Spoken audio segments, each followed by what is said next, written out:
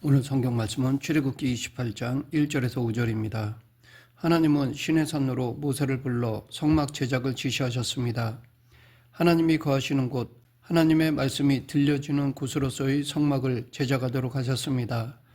그러니까 성막을 통해 하나님은 당신의 백성에게 당신의 현존을 보이시고 당신의 메시지를 전하려 하셨던 것입니다. 그러하기에 이 성막은 하나님과 이스라엘 사이에 아주 중요한 공간입니다. 그런데 이 공간은 이스라엘 백성들에게 필요한 것이지 하나님이 필요하신 것이 아니었습니다.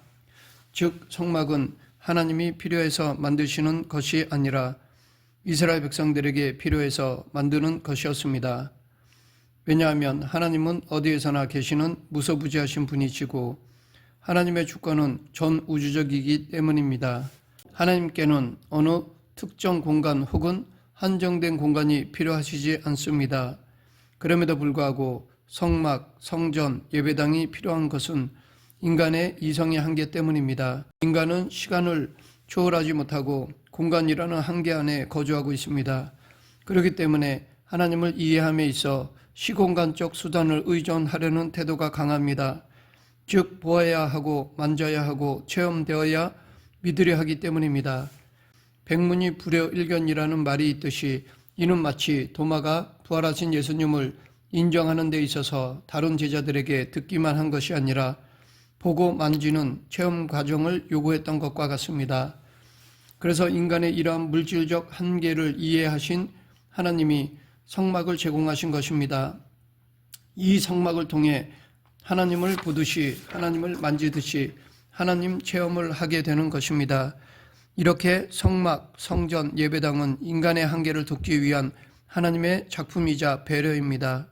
그러나 신앙이 성숙할수록 예배당을 특정한 물리적 공간이라는 이해에서 하나님의 주권이 행사되는 모든 공간이 예배당임을 인정하고 이해하는 신앙 지평의 확장이 이루어져야 합니다. 이로써 하나님의 주권, 하나님의 나라에 대한 확실한 신앙이 확립됩니다. 오늘 본문은 제사장의 예복에 관한 말씀입니다. 이 옷은 하나님 앞에 예를 갖추어 나간다는 상징으로서의 예복입니다. 그런데 이 예복은 대제사장을 위한 것입니다. 대제사장은 예배를 드리는 일과 평생 상관하여 사는 제사장들의 최고의 인물, 즉 우두머리입니다. 그러하기에 그의 임무는 막중합니다. 레위기 23장을 참고해서 좀 더 구체적으로 알아보면 대제사장은 매년 3차례 거행되는 절기 축제인 유월절, 오순절, 초막절과 매일 드리는 번제와 의식을 총책임지고 있습니다. 특히 이러한 예배 의식을 집전하기 위해선 엄격한 규례를 적용받았는데 레위기 21장에 이에 대해 잘 설명하고 있습니다. 즉 일반인들이 적용받는 규례와는 달리 그 규례는 엄중하고 까다롭습니다. 이러한 대제사장 삶의 구별됨, 특별함이 그가 입은 예복에 잘 나타나 있습니다. 그가 입은 예복의 기본 구성은 흉패, 에봇, 겉옷, 반포, 속옷, 관, 띠입니다. 이것들을 만들기 위해 사용하는 실은 금실, 청색실, 자색실, 홍색실, 배실입니다. 그리고 여러 가지 보석들과 금방울이 장식됩니다. 이처럼 옷의 구성 요소가 특별합니다. 그러나 이 예복은 보다 근원적인 특별함이 있습니다. 그것은 이 예복은 거룩한 옷이라는 것입니다. 왜 거룩한 옷이냐 하면 거룩하신 하나님 앞에 서기 위해 특별하게 입는 옷이기 때문입니다. 사실 여기에 은혜가 있습니다. 즉 하나님을 대면하는 대제사장이기에 일반인들보다 더 엄격한 도덕적 삶이 요구된다는 것입니다. 그러나 그도 인간이기에 죄의 한계를 노출할 수밖에 없습니다. 높은 도덕적 삶을 살아야 하지만 어떤 경우엔 일반인들보다 더 부끄러운 모습을 노출할 때가 있습니다. 이러한 모습은 대제사장도 여전히 죄인이라는 사실을 보여줍니다. 대제사장이지만 여전히 죄인인 그가 거룩하신 하나님 앞에 서기 위해선 거룩이라는 기본을 갖추어야 하는데 이것은 인간이 할 수 없습니다. 하나님이 해 주셔야 합니다. 그래서 예복이라는 거룩한 옷을 지어 인간에게 입히심으로 거룩을 충족할 수 있도록 하신 것입니다. 이것은 인간을 향한 하나님의 배려입니다. 이 하나님의 배려가 우리를 향한 은혜입니다. 이 은혜는 칭의로 설명할 수 있습니다. 칭의는 전혀 의롭지 않은데도 불구하고 의롭다고 인정해 주시는 것입니다. 우리는 이 칭의로 말미암아 하나님을 뵐 수 있는 것입니다. 이 칭의로 말미암아 살 수 있는 것입니다. 마치 에덴 동산에서 죄지은 아담과 하와가 죽지 않고 살 수 있었던 것과 같습니다. 그들이 살 수 있었던 것은 하나님이 입혀주신 가죽옷 때문이었습니다. 그들에게 입혀진 가죽옷은 거룩한 옷이었던 것입니다. 모든 인간은 전적으로 타락했습니다.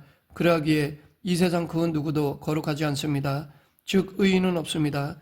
그럼에도 불구하고 우리는 거룩하신 하나님을 만날 수 있습니다. 그것은 칭의라는 거룩한 옷을 하나님이 우리에게 입혀주셨기 때문입니다. 그러하기에 우리는 우리에게 칭의를 선물로 주신 하나님을 찬양하고 감사해야 합니다.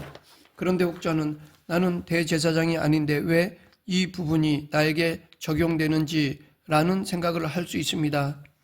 과거 대제사장이 입었던 예복이 지금 나와 무슨 상관이 있는가라고 생각할 수 있습니다. 이런 생각을 하는 것은 아마도 오늘 본문 1절, 2절 때문일 것입니다. 여기에 보면 이 예복은 아론과 그의 아들들에게만 주어졌기 때문입니다.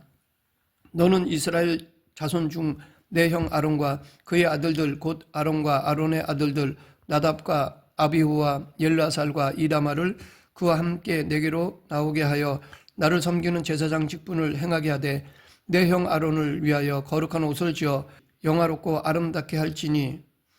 그러나 결론부터 말하면 우리는 예수님 대제사장의 임무를 맡기신 이후 모두 제사장이 되었습니다.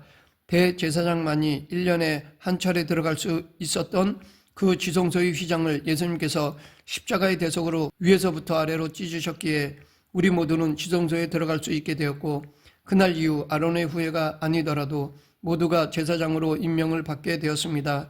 이에 대해 베드로는 너희는 택하신 족속이요 왕같은 제사장들이요 거룩한 나라요 그의 소유가 된 백성이니 라고 하였습니다. 그날 이후 모두가 제사장이 된 것처럼 대제사장의 의미도 없어졌습니다. 모두가 하나님 앞에 단독자로 설 수 있게 되었고 모두가 대제사장의 역할 혹은 특권을 누리게 된 것입니다. 그러므로 오늘 본문에서 대제사장의 옷은 우리 모두가 입는 옷이 되었고 이 옷에 얽힌 각종 의미들은 지금 내게도 적용되는 것입니다. 혹 이 옷에 대한 이해를 목사에게 넘기려 했다면 이 시간부터 생각을 고쳐야 합니다. 다시 말해 이 옷에 대해 목사들이 독점해서 해석했다면 그 권위적 태도를 회개하고 바꿔야 할 것이고 성도들이 이 옷은 목사에게만 해당되는 것이라고 떠넘겼다면 그 은총을 다시 찾아와야 할 것입니다. 이렇게 해야 우리 안에는 하나님과만 수직적인 관계로 남고 나머지는 수평적 관계로 재정리될 수 있습니다. 직분을 떠나 우리 모두는 왕같은 제사장임을 잊지 말아야 합니다. 이렇게 대제사장이 입을 옷이 거룩하기에 이 옷을 짓는 데 있어서 하나님의 특별한 주문이 있으셨습니다. 그것은 이 옷을 짓는 이들의 자격에 대한 것이었습니다. 오늘 본문 3절 너는 무릇 마음에 지혜 있는 모든 자 곧 내가 지혜로운 영으로 채운 자들에게 말하여 아론의 옷을 지어 그를 거룩하게 하여 내게 제사장 직분을 행하게 하라. 하나님의 특별한 주문은 바로 하나님의 지혜로운 영으로 채워진 자입니다. 다시 말해 하나님이 주시는 지혜로운 영으로 채워진 자, 즉 성령 충만한 자를 말합니다. 그러므로 아무리 손재주가 뛰어나도 하나님의 지혜의 영으로 채워지지 않은 자는 이 작업에 참여할 수가 없습니다. 이것은 세상의 일반적인 일처리와 다름을 알 수 있습니다. 세상은 보통 손재주, 즉 기술이 우선입니다. 그러나 하나님의 나라의 일은 하나님의 지혜가 우선입니다. 즉 성령 충만이 우선입니다. 아무리 지혜롭고 손재주가 뛰어나도 성령의 권능에 의한 손재주가 아니면 하나님의 나라에선 무용합니다. 그래서 예수님께서도 제자들에게 사역하기에 앞서 오직 성령이 너희에게 임하시면 너희가 권능을 받고 예루살렘과 온 유대와 사마리아와 땅끝까지 이르러 내 증인이 되리라 라고 말씀하셨던 것입니다. 이 조건은 당시 그들에게만 적용되는 조건이 아닙니다. 성경에서 하나님이 쓰신 사람들을 보면 그들이 다른 사람들보다 월등해서 쓰임받은 것이 아니었습니다. 잘나고 똑똑해서 쓰임받은 것이 아니었습니다.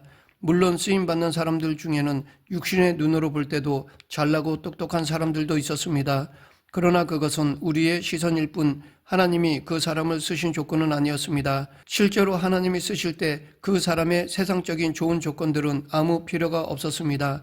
만약 우리 생각처럼 하나님이 잘나고 똑똑한 사람만 사용하신다면 사도 바울은 거짓말을 한 것입니다.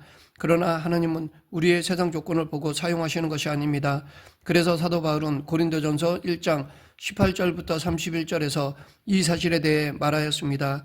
그의 말처럼 하나님은 세상에 미련한 것들을 택하사 지혜 있다고 하는 자들을 부끄럽게 하십니다.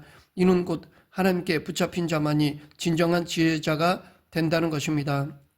말씀을 맺겠습니다. 하나님께 귀하게 쓰임받고자 원한다면 우리는 하나님에 대한 믿음과 순종의 삶을 살아야 합니다. 말씀 속에 담겨있는 하나님의 뜻을 깨닫고 기도로 그 뜻이 나를 통해 이루어지도록 성령 충만을 간구해야 합니다. 내 힘이 아닌 성령의 권능으로 하나님의 뜻을 이루도록 구해야 합니다. 이 시대의 제사장으로서 거룩한 삶을 살아가는 저와 여러분이 되길 간절히 축원합니다. 기도하겠습니다. 생사와 화복을 주관하신 하나님 아버지, 거룩한 백성으로 저희들을 불러주셨사오니 거룩한 삶을 살아가는 저희 모두가 되게 하여 주시옵소서. 예수님 이름으로 기도드립니다. 아멘.